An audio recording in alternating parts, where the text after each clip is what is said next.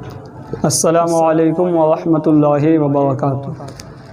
الصلاۃ والسلام علیک یا رسول اللہ، الصلاۃ والسلام علیک یا حبیب اللہ صلی اللہ تعالی علیہ وسلم۔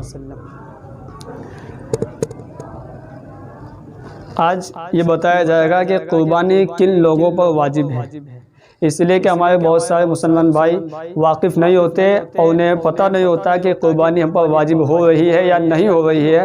تو آپ قربانی کے جو شرائط ہے وہ سماعت کریں اور اس کو اچھی طرح ذہن میں بٹھا لیں۔ تو قربانی کے شرائط یہ ہے کہ اسلام یعنی مسلمان ہونا، لہٰذا غیر مسلم پر قربانی واجب نہیں ہے۔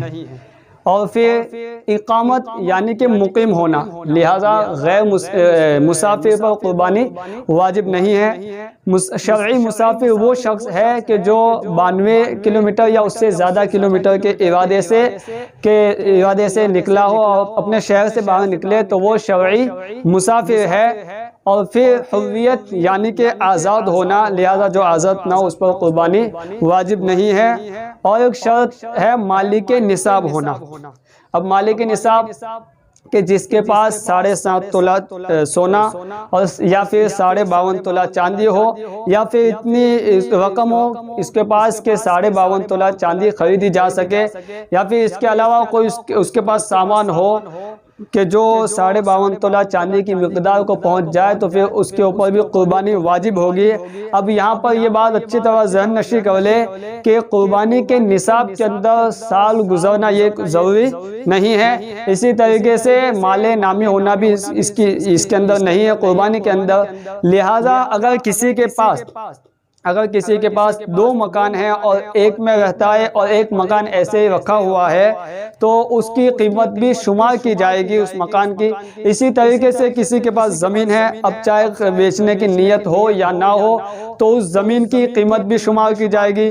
اسی طریقے سے گھر کے اندر وہ سامان ہے جو استعمال میں نہیں آتا ہے تو ان سامان کی بھی قیمت شمار کی جائے گی۔ اگر کسی کے پاس زیادہ کپڑے ہیں اور استعمال میں نہیں آتے ہیں تو ان کی قیمت بھی شمار کی جائے گی۔ اگر یہ تمام کو ملانے کے بعد 52.5 تولہ چاندی کی مقدار کو پہنچ جائے تو پھر ایسے شخص پر قربانی واجب ہوگی۔ اور جس طریقے سے مردوں پر قربانی واجب ہوتی ہے اسی طریقے سے عورتوں پر بھی قربانی واجب ہوتی ہے اگر وہ ان میں شرائط پائے جائے۔ اور رہا نابالغ کا مسئلہ تو نابالغ پر نہ خود اس پر قربانی واجب ہے اور نہ اس کی طرف سے اس کے والد پر قربانی واجب ہے۔ اب یہ جو شرائط آپ کی خدمت میں پیش کیے گئے، عرض کیے گئے، تو ان کو اچھے طریقے سے ذہن میں بٹھا لے اور دیکھے کہ ہمارے اندر یہ شرائط پائے جاتے ہیں یا نہیں پائے جاتے ہیں۔ اگر جس کے اندر یہ شرائط پائے جائے تو اس کے اوپر قربانی واجب ہو جائے گی۔ اور یہ بھی اچھی طرح ذہن میں رکھ لے کہ شرائط کا پایا جانا یعنی قربانی کا جو وقت بتایا گیا ہے ان وقتوں میں سے کسی وقت کے اندر اگر شرائط پائے گئے، مثال کے طور پر اگر کوئی 12 ذی الحجہ کو بھی اس کے اندر شرائط پائے گئے تو اس کے اوپر بھی قربانی واجب ہوگی۔ اگر کوئی شخص غیر مسلم تھا اور قربانی کا ٹائم جو ہے ختم ہونے سے پہلے اسلام لے آیا اور اس کے اندر دوسرے شرائط بھی پائے جاتے ہیں تو اس پر بھی قربانی واجب ہوگی۔ اسی طریقے سے مسافر تھا اور ابھی قربانی کا وقت ختم نہیں ہوا تھا، اس سے پہلے وہ مقیم ہو گیا تو اس پر بھی قربانی واجب ہو جائے گی۔ تو شرائط کا پورے وقت میں پایا جانا یہ ضروری نہیں ہے، اگر اس کے کچھ وقت کے اندر شرائط پائے گئے تو اس کو قربانی اس کے اوپر واجب ہو جائے گی۔ اب جو ہمارے اندر غلط فہمی جو پائی جاتی ہے عوام کے درمیان وہ یہ ہے کہ وہ یہ کہتے ہیں کہ مثال کے طور پر گزشتہ سال اگر والد صاحب کے نام سے قربانی کی تھی تو وہ اس سال وہ یہ کہتے ہیں کہ اس سال والدہ کے نام سے کریں گے، یعنی نمبر ہوتا ہے کہ اس سال ان کے نام سے تھی اب اس سال ان کے نام سے ہے۔